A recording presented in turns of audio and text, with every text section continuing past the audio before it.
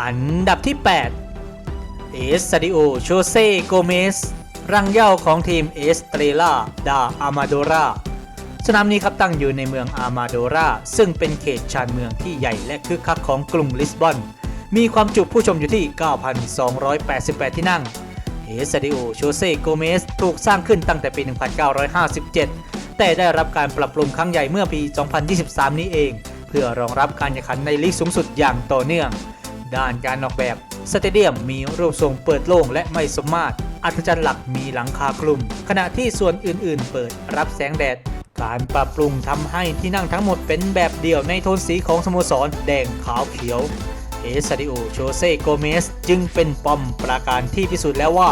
สามารถเป็นฐานทัพสำคัญในการอยู่รอดในลีกสูงสุดได้สำเร็จทีมที่มาเยือนสนามแห่งนี้ครับจะได้สัมผัสกับบรรยากาศที่น่าเกรงขามจากแฟนบอลผู้ซื่อสัตย์อย่างยิ่งใหญ่ที่สุด